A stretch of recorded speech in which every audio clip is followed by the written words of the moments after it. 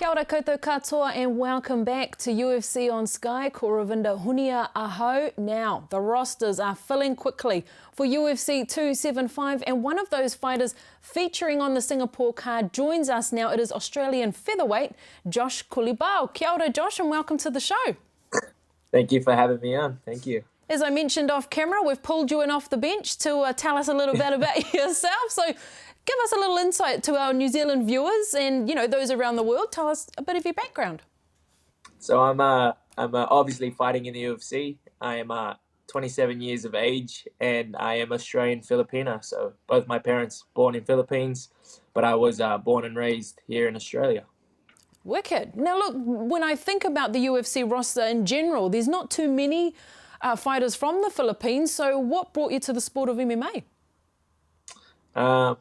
Basically, it was a thing that I was doing on the off season of playing footy, and then I just found a liking to MMA, and I felt like it was it resonated with me more than playing footy, and that's how it started. So let's get into this footy conversation because we were also having a little chat about this and we had to actually start recording the show, so it got cut off. But I'm very interested in your, playing days in rugby league. So tell us a little bit more. So I was typical teenage boy playing rugby league with all the boys, all my friends, and I was a pretty big boy. I was pushing 98, 99 kilos at that stage, and I was doing MMA to sort of stay fit and lose more weight on the off season to get ready for the season of football ahead. So you mentioned that you were a prop and that your affiliations lay with the Rabbitohs and the Broncos. Tell us why those two teams, two very great teams, may I add? Oh well, I was always supported the South, the Bunnies, because that was the area that I lived in. So I always had to support them because it'd be weird not to support a team that you didn't, where you didn't live. So, and then also I followed the Broncos because of a certain player called Darren Lockyer, which most people should know who Darren Lockyer is if you do watch football. So, yeah. 100% understood. You just mentioned that name and, yep, we understand where all that comes from. So it seems like you had, you were playing rugby league, you're playing as a prop, you're doing MMA, on the side, but what drew you to the sport full time? Obviously, it lured you in. My coach at the time, I was training for a year, and my coach at the time was like, what do you feel about competing? And I didn't know how I would go, but I thought to myself, why not give it a try? I was doing really well in the gym, and I was beating up adults as a 17-year-old. I was beating up adults, and I sort of thought, oh, you know what? Let's give it a try. Let's have my first fight. I ended up fighting a 27-year-old. That was like a really big 27-year-old, and I just thought to myself like, oh wow, this is gonna be really scary. And then I went out there, I fought, I won, and then I think that just gave me like a world of confidence to, if I really committed to this, what could I really do with this sport?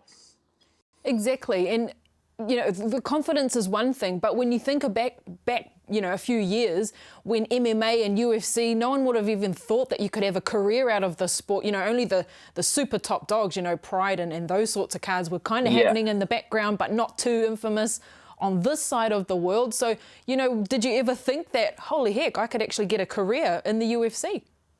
No, it was never really like that. The UFC was around when I first started, but I didn't think too much of like, oh, I'm gonna be in the UFC. It was more so like, how do I put it? It was like I just enjoyed competing, and I enjoyed fighting, and I enjoyed just everything that martial arts brought to my life.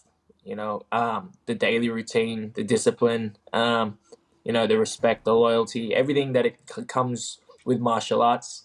That's what like really drew me into the sport.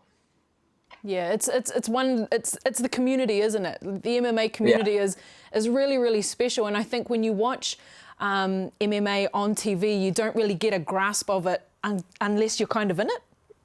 Yeah, 100%. Yeah.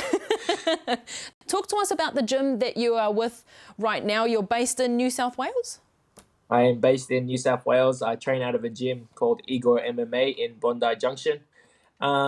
we've had a few fighters coming out of our gym that trained with us a few times. Tyson Pedro, Jesse Jess. Who else? We've had Hector Lombard. We've had Whitaker train at our gym as well.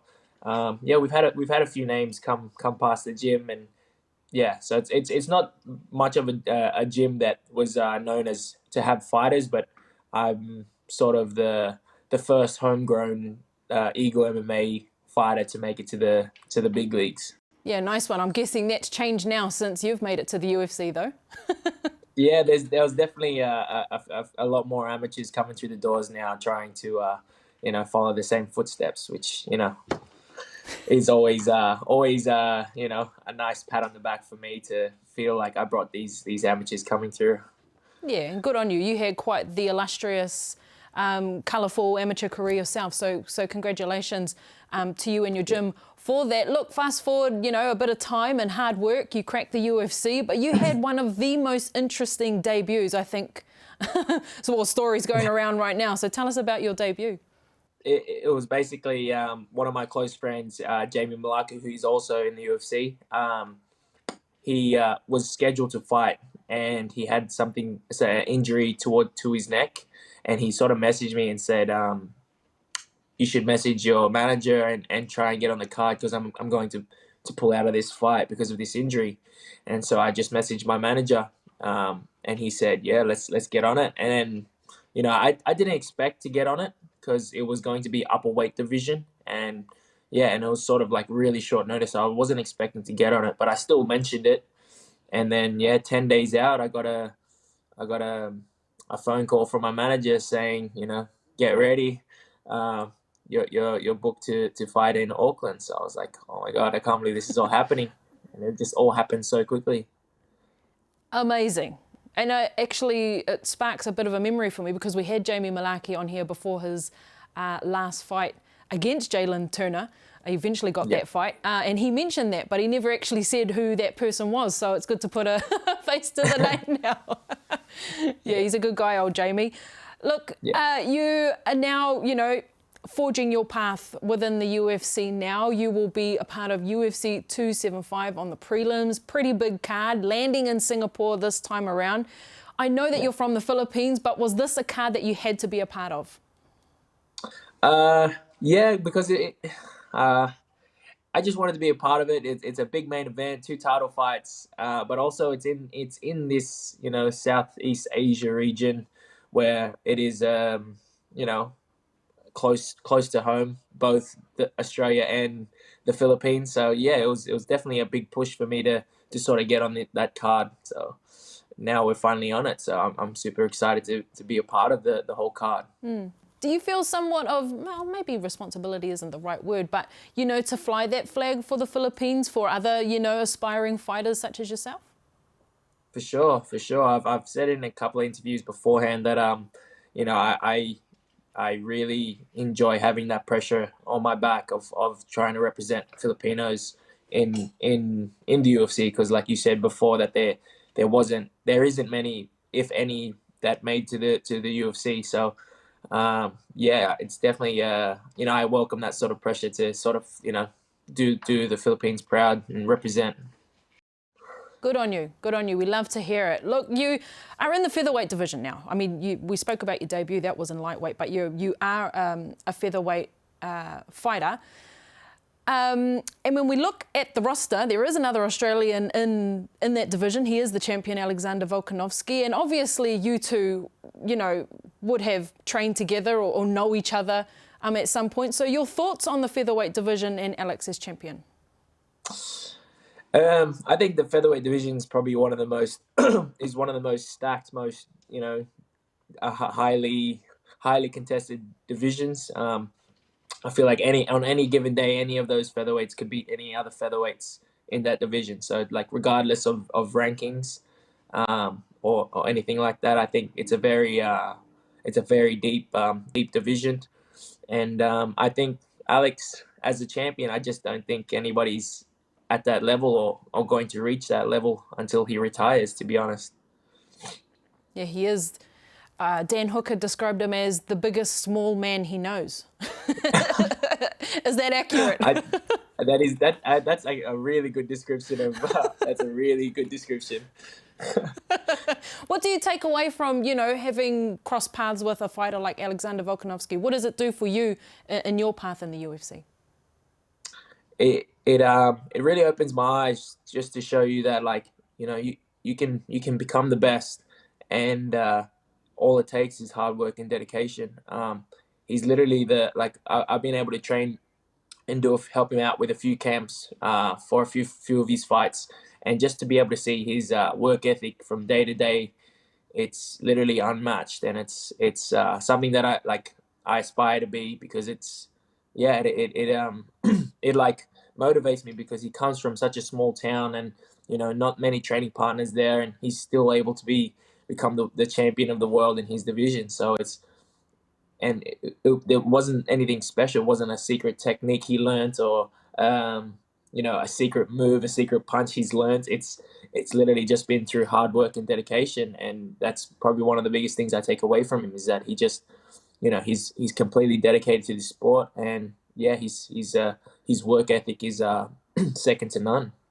And if the work ethic part is what rubs off on you, then I think that says a lot about you as a fighter as well, because sometimes that's not the biggest takeaway that people would take. So, talk to our viewers about what they can expect to see from you at 275 and your fight style. I expect this fight to be a stand and bang sort of fight, but I feel like my opponent Choi, he's a very aggressive fighter, and I think he plays right into my sort of style, and I expect to finish this fight, whether it's on the ground or whether it's on the feet. I do feel like this fight isn't gonna go to the judges' scorecards. Nice one, mate. Well, we can't wait to watch it. All the very best for UFC 275, and hopefully we'll see a Rabbitohs-Broncos grand final as well. Thank you. A heap of fighters from this side of the world will be featuring at UFC 276 for International Fight Week, including our guest today, New Zealand lightweight fighter Brad Riddell joins me in studio today. Brad, kia ora and welcome to the show. Hello, good to be back. It's been a while. I was just going to say the same thing, actually. It felt like for a little while there I was talking to you at least once or twice a month. Yeah, it's been like 6 months, I think, since I last spoke to you guys. My last fight, so yeah, not for lack of trying, but we're finally here.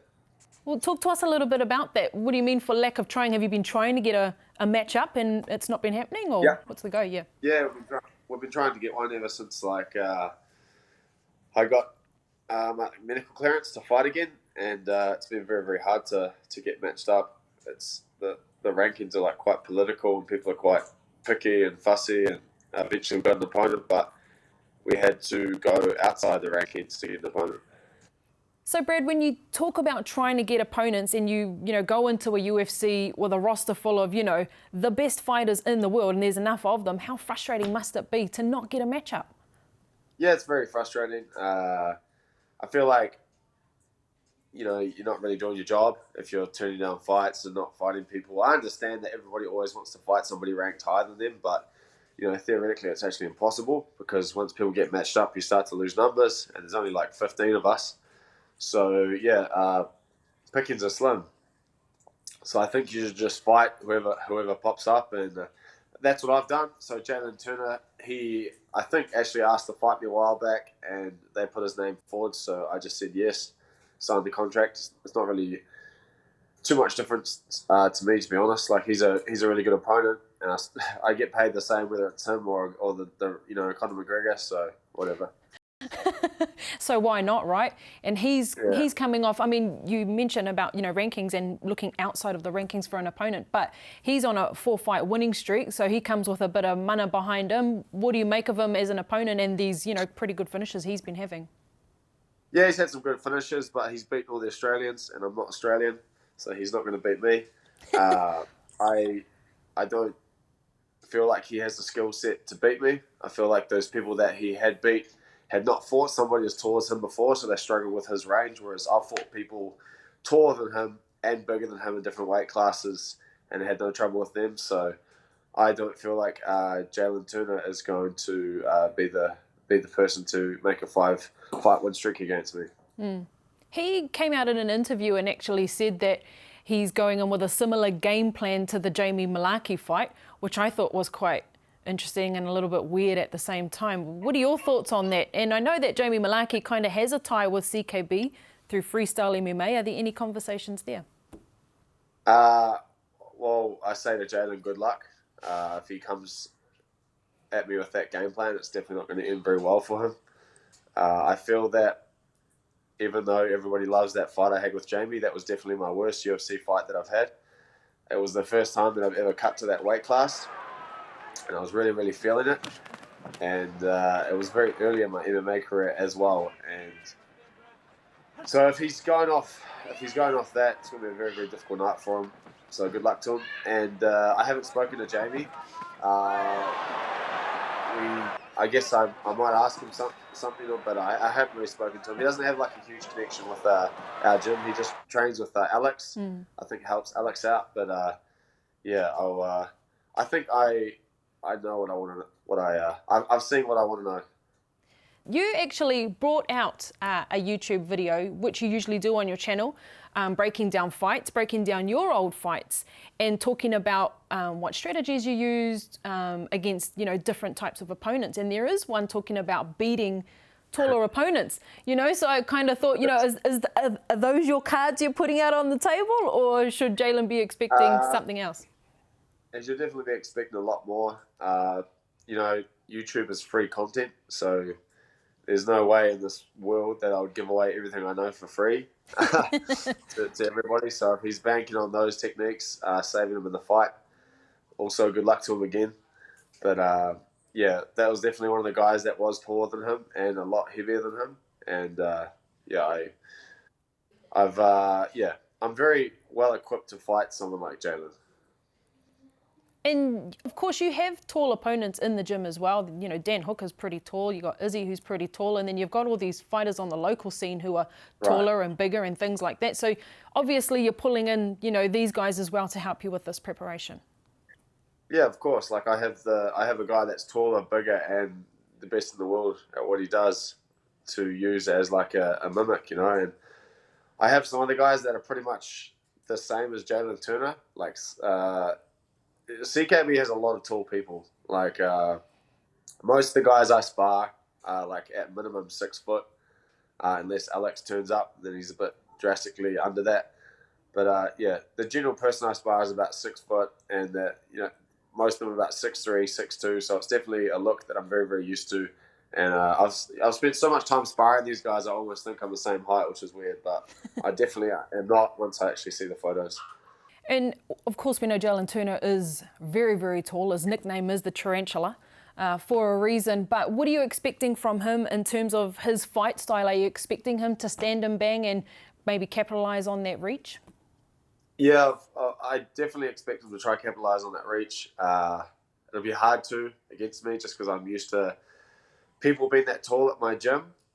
Experienced in fighting taller people, so it'll be interesting to see what he resorts to once he can't, rely on his reach, which he seems to in most of his previous fights. And that reach doesn't really matter if you're on the ground as well. So maybe I'll take him down, and that just sort of nullifies that as well. And so it's fortunate that I can do a little bit of everything there in MMA. So it's no surprise. Sorry, it'll be a surprise to him where I take the fight. Which is, I think, what he's probably going to expect as well. You are a ranked fighter for a reason, and this is a big fight for him. This could mean him breaking through if he's successful. So I'm guessing, he's going to try and prepare his best, but we know you're going to have a few surprises there for him. Talking about him and his 4-fight win streak, your last performance, you didn't get the win. And although, it wasn't the result that you wanted, a lot of fighters take a lot away from those situations. So what did you take after that fight against Fiziev? Well, I just feel like I made a mistake at the end, and then I paid for it, which is what happens when you fight, some of the best people in the world. Like, in my opinion, Rafael is definitely one of the best in that division. I know for a fact he gives Michael Chandler massive hide-ins at his gym. So I know he's up there in the top 3 or 4, and I was doing fine against him, and like I said, made a mistake, and I got punished for it. And the people that I've fought on my way to where I am have all been elite world-class people far, far, far above me in experience in MMA, and I've done fighting against them. I just don't think Jalin has come across the same competition that I have. And the top 15 is very, very different to fighting people and slowly making your way to the rankings. I just jumped in the deep end and fought killers from the beginning, and I made my way there via being battle-hardened. So that's the difference between me and him. That's so true. And, you know, when you talk about Rafael being one of the best in the division, he was also in a similar boat to you in your matchup, not being able to find an opponent to fight. You two are actually great friends and had to fight each other, which was kind of expected, like was going to happen at some point, but it came a little early. What have conversations been like since that fight? Oh, like I haven't really chatted. I talked to him the next day and stuff, and I saw him also at the airport the next day. But like just, you know, Instagram stuff, like comments on stories and stuff like that, like it's still about the same as what it was before the fight. It was just business, and it was inevitable. It just happened a little bit earlier than we thought it was going to happen. And it did indeed. It was a great fight. It really was a great fight. Thank you. This UFC card, UFC 276, absolutely stacked. So what a great card to come back onto, you know, in terms of the spotlight back on you, and a great war to be expected with Jalin Turner. How has it been, you know, preparing? Because it's one thing to prepare with your teammates for your fight, but it's another when you're all going to war together. Yeah, it's good. You know, it's definitely much nicer to do some of those sessions at the gym with some people next to you. Also, you know, feeling that same pain of the preparation, but it's even more fun when you get a fight together because, you know, like a decent group comes over. I think for this trip we have like quite a large group of people, about 20 or so are flying over to come watch the fight, just hang out because it's International Fight Week. And we always end up with a couple of spare corner tickets and flights, so we get to take some people from the gym that have really, you know, been putting work in to help us out over the past month. So yeah, we get to reward some of them and take them over to experience like a International Fight Week, which is pretty cool. They get to see behind the scenes and stuff like that. So it's definitely much more fun. Exactly, right? And it's more of like a festival or celebration of MMA as well as just going for a card. So there's a lot more meaning and punch behind it, right? So how much 100%. more special does that make it? Yeah, it makes it very cool. Like it makes it, you know, we've been doing this a very, very long time, me and Israel and some other guys, you know, and it's work. So when you sort of head away on those quieter trips and it's just you guys, it's work. But when it's like this, it's more of an experience, you know, because you get to sort of feed off the buzz of the other people that are with you, and it's a new thing for them, and it's cool to see that a realization in their eyes. And when you do it a lot, you sort of dull it down a bit and play it down a bit, that it's not that big a deal, but it is quite an exceptional thing that we are doing.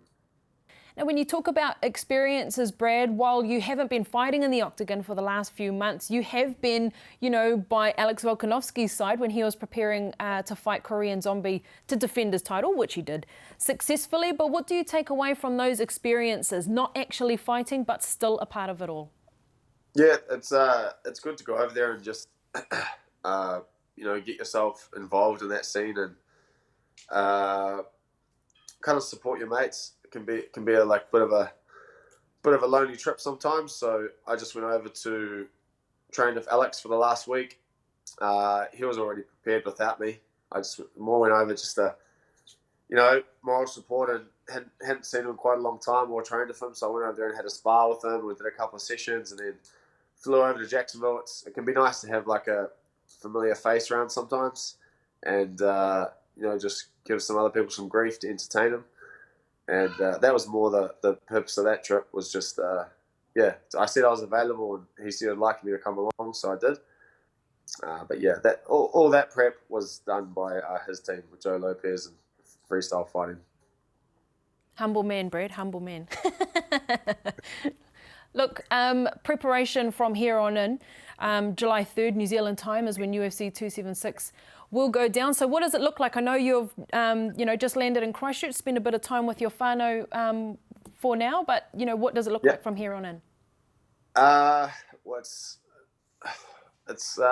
been long because I was trying to get ready for June the 11th. I was going to jump on the same cards as Bloods in Singapore, So I started training a long time ago and just sort of rolled through. So I popped down here just to reset, get a few days of like recovery and hang out with my parents and my family.